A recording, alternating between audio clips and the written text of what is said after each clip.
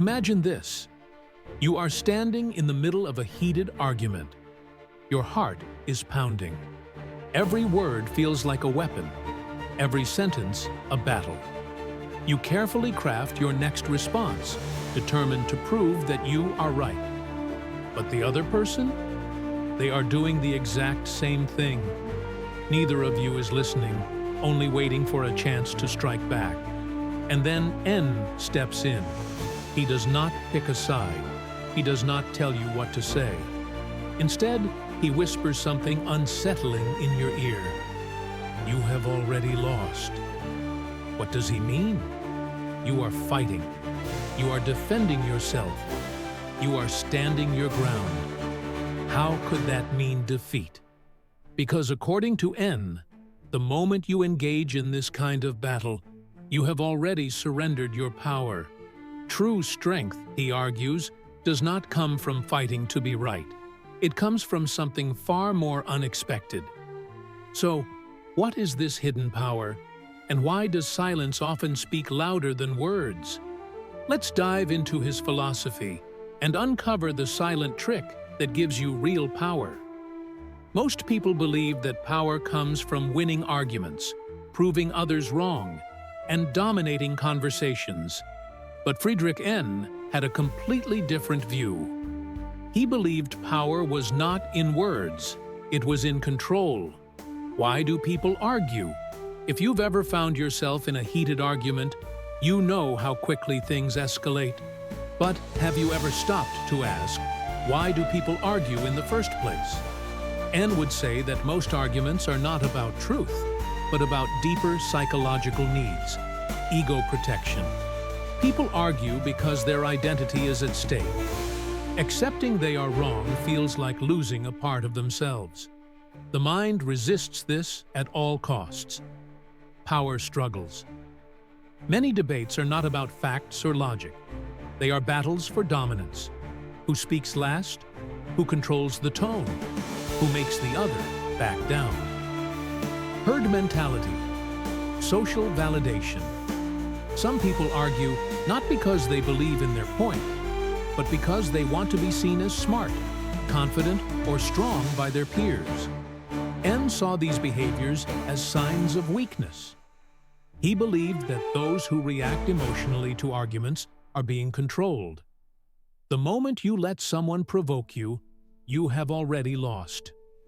Nietzsche's will to power and the Übermensch, N's famous idea of will to power, is often misunderstood. It's not about brute force. It's about the ability to impose your will on reality. This does not always require words. Sometimes, the strongest power is the ability not to react. This is where the Übermensch, Superman, comes in, the ideal superior individual in N's philosophy. The Übermensch is not emotionally reactive like the average person. He does not argue just to win or prove a point. Instead, he chooses when to engage and when to remain silent, because power is not about talking, it's about controlling the entire interaction. Example: imagine a meeting where two people are arguing. One is loud and aggressive, trying to prove they are right. The other is calm and collected, listens more than they speak, and doesn't get dragged into emotional back and forths. When they finally say something, it's powerful, well-timed, and shifts the entire conversation. Who really holds the power here? N would argue that the person who stays in control, who doesn't react emotionally, always wins in the long run. Why strategic silence is more powerful than winning. Arguments silence, when used correctly, is not weakness. It's a psychological weapon. It forces the other person to reveal more about themselves. It makes them feel uncertain, making them second-guess their own words. It creates tension, and tension makes people uncomfortable, which gives you control. The Übermensch doesn't just stay silent in arguments. He uses silence as a tool. A pause, a moment of restraint, a well-timed response that flips the conversation in his favor. This is why N's version of power is not about fighting. It's about mastering the battlefield before the fight even begins. Silence is not just the absence of words. It's a tool, a weapon wielded by history's greatest minds to dominate battles of intellect, business, and war. N's idea of power was not about loud arguments or winning debates. It was about influence, control, and strategic restraint. Have you ever found yourself in the middle of a heated argument? Your heart is racing, every word feels like a weapon, and every sentence is an attempt to score a point. The adrenaline is pumping as you craft your next reply, determined to prove your side is the truth. But then, the other person is doing the exact same thing. Neither of you is listening, just waiting for the next opportunity to strike. And then, something unexpected happens. A voice enters your mind. It doesn't pick a side. It doesn't tell you what to say next. It simply says, "You've already lost." What could that mean? You're fighting, defending, standing your ground. How could you have already lost? Because, in the world of powerful thinkers, the moment you engage in this kind of battle, you've already given up your power. True strength doesn't come from winning an argument. It comes from something far more subtle. So, what is this unseen power? And why does silence so often speak louder than words? Let's dive into the philosophy behind this idea and uncover the silent trick that gives you true power. Most people think that power is in winning arguments. It's in proving others wrong, being the loudest in the room, and making sure you come out on top. But the philosopher we'll explore today, Friedrich Nietzsche, had an entirely different view.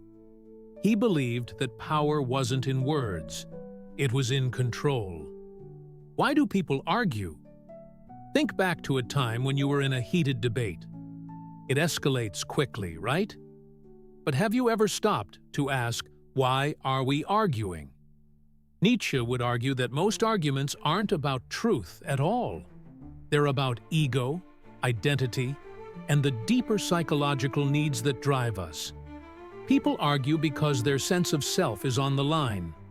Admitting that you're wrong feels like losing a piece of who you are. The mind fights this urge at all costs, because if you admit you're wrong, it feels like a threat to your identity. This is a battle for dominance.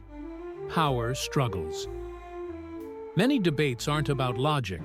They're about who gets the last word, who can control the conversation, and who can make the other person back down.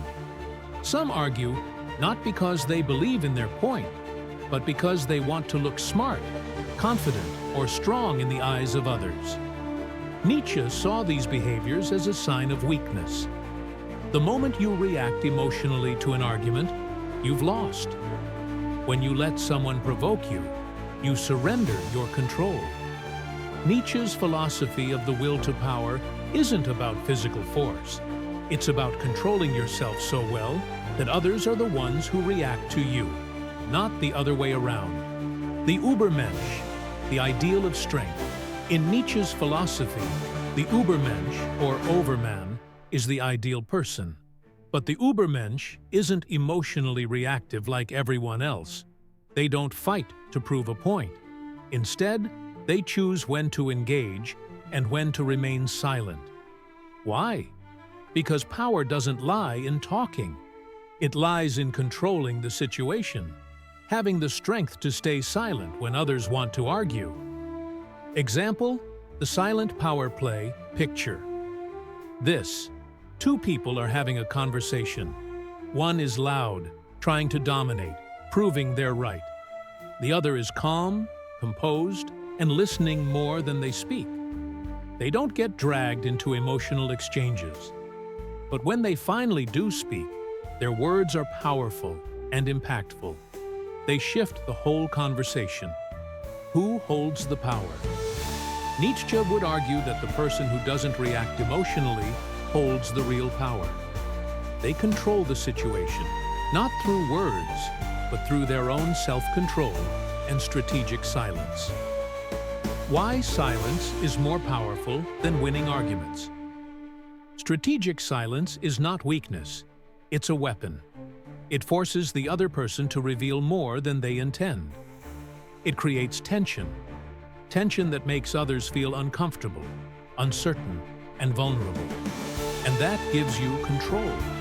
The Übermensch uses silence not as a passive act, but as a tool, a well-timed pause that shifts the conversation in their favor.